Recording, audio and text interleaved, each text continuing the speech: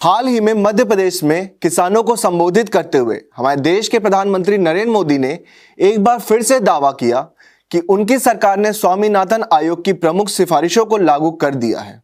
इन सिफारिशों के मद्देनजर न्यूनतम समर्थन मूल्य खेती की कुल लागत से 50% अधिक होना चाहिए, जिसे C2 फॉर्मूला कहा जाता है।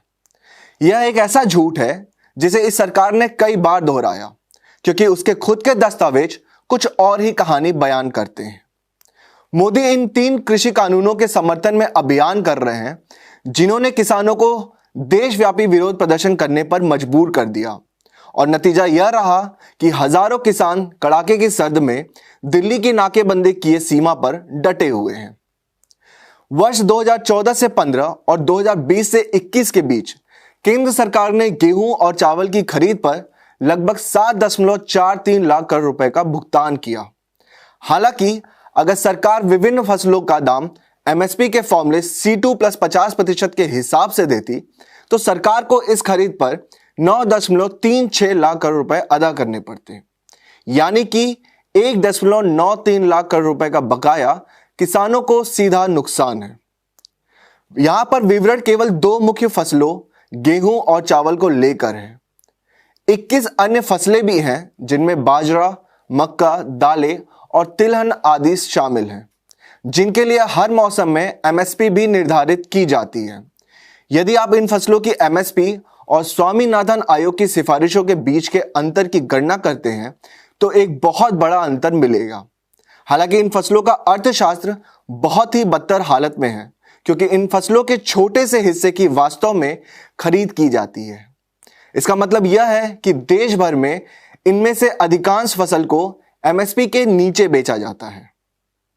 मोदी दावा कर रहे हैं कि उनकी सरकार ने स्वामीनाथन आयोग की सिफारिशें को लागू कर दिया है, जो कि सरासर गलत है, और सरकार के इस झूठ की वजह से किसानों को 1.93 लाख करोड़ रुपए का नुकसान हुआ है। हरियाणा दिल्ली के टिकरी बॉर्डर पर किसानों की 24 दिन से चल रहे जुझारू संघर्ष के साथ जुड़े हुए हैं साहित्यकार, कलाकार और गायक। वरिष्ठ पत्रकार भाषा सिंह ने टिकरी बॉर्डर के गुलाब कौर नगर से किसानों के साथ डटे वरिष्ठ रचनाकार डॉक्टर सुखदेव सिंह से बातचीत की। उन्होंने बताया कि किसान आंदोलन ने पंजाब के पूरे फलक को बदल दिया है। जिस दिन से किसानों का आंदोलन चला है, उस दिन से पंजाब के जितने राइटर्स थे, हम इनके साथ बैठे रहे हैं। हमने स्ट्राइक में भी शामिल हुए, बंद में भी शामिल हुए। हम जहाँ जहाँ इनके मोर्चे लगे हुए थे, पेट्रोल पंपों पे, अडानी के मॉल्स के, और जो हमारे रेलवे ट्रैक थे, हमारे राइटर्स उसी दिन से लेखक भाइयों के साथ हैं। अच्छा, आपने बताया और हम सब जानते हैं कि पंजाब में ये लड़ाई करीब 3 महीने पहले से चल रही है।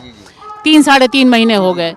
लेखकों का किसानों के साथ क्या रिश्ता है, और क्या ये रिश्ता इस आंदोलन में स्थापित हुआ है?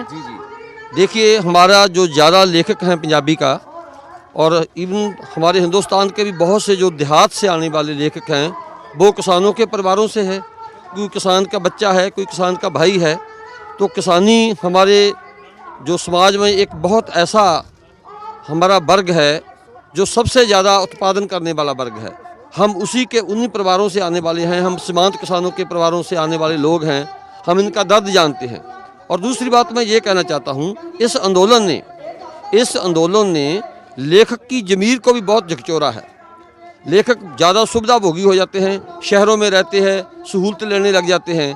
लेकिन इस आंदोलन ने लेखक की चेतना को भी उसकी चेतना में भी एक चिंगारी पैदा की है।